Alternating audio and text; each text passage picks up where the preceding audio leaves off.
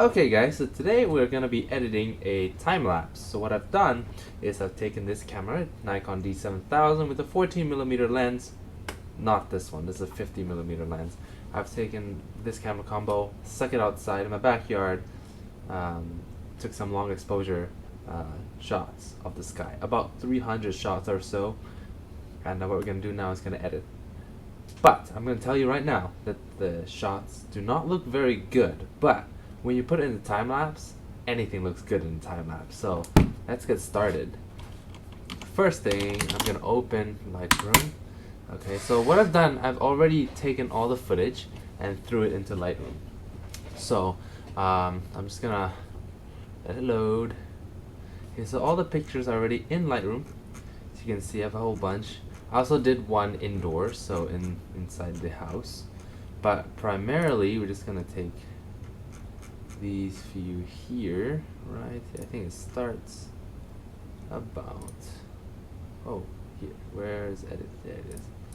It starts about here, and it goes for about 3 or 4 hours, constantly taking shots once every 30 seconds. So the other day we got like what, 307 pictures, right? So 307 pictures. So what I've done is I've edited them. So here is the original look here. What originally looked like, and I kind of increased the exposure. I've edited them. That's done. Now I'm gonna export them. So typically for something like this, I'll just do time lapse backyard. Okay. You're gonna go and choose, you're gonna go into your pictures, you're gonna time lapse, export. I like to name my folders for what they're doing. And I'm not gonna put in the subfolder. I'm gonna compress it though. I'm gonna put it as a DNG. Actually, why would I do that? And just keep it as JPEG, but I'm gonna change this size. So I'm gonna do, let's do 8 megapixels, so that's about 4K, because I don't really, oh shit, no, not 30 ppi, that is terrible.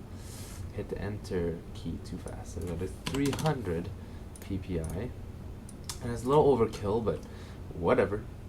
I just like it nice and sharp, even though it's only at 8 megapixels. I'm gonna export it. Okay, so D7000 actually has a I think what, 16 megapixel sensor. So we're just gonna compress it down, downsample it into an 8 megapixel image.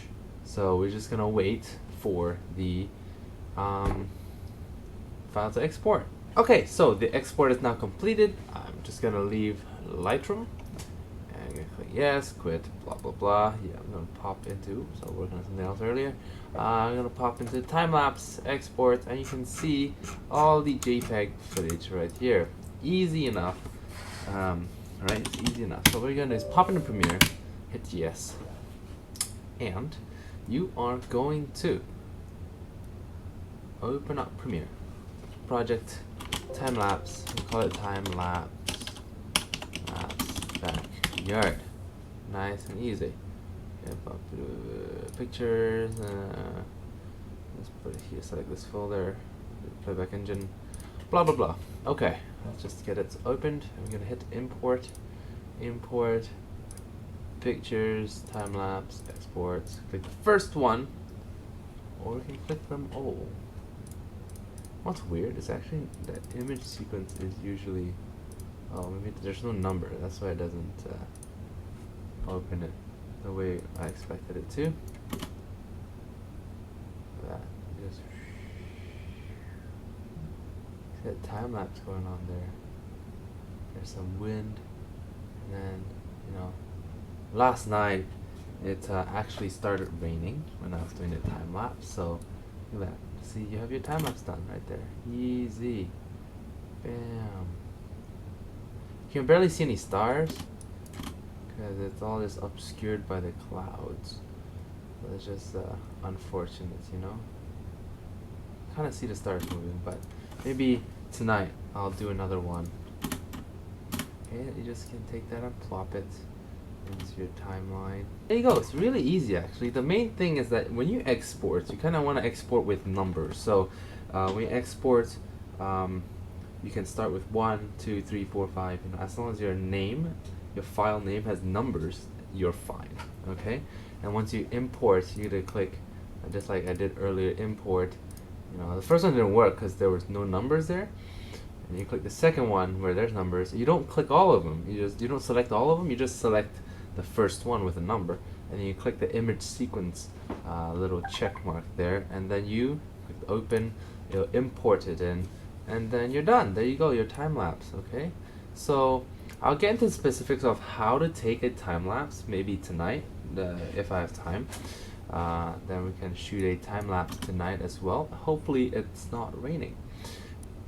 Honestly, I actually kind of want to put this on Instagram, so let's make it square. So 4096, okay, it's 4096 by 4096. Make it square, see how it comes out. Nice.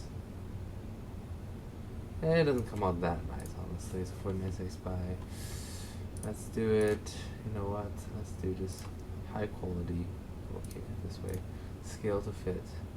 And it should come out rather nicely. There we go. Okay.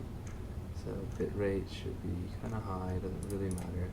Do 2 pass because honestly, why not? It's a small file anyway. We go time-lapse backyard. We're gonna pop into export this. We're gonna export this. Export. Backyard backyard time lapse. Do that, and we are gonna hit export. So the render is now done, and we're just gonna pop into here. You know, pictures, time lapse, exports, backyard time lapse. You can see that, nice. Oh, it's actually kind of boring. It's mostly just clouds. You can barely even see the stars, and you just see a shit ton of clouds come over, and there's your time lapse. Oh, someone's calling me. Sounds good. See you soon then. Thank you. Bye bye.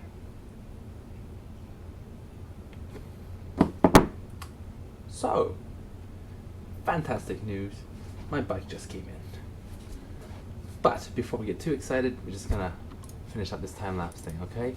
So now your time-lapse is done. You know what? This time-lapse video is over. That's how you make a time-lapse in Premiere Pro. Thanks for watching. Bye!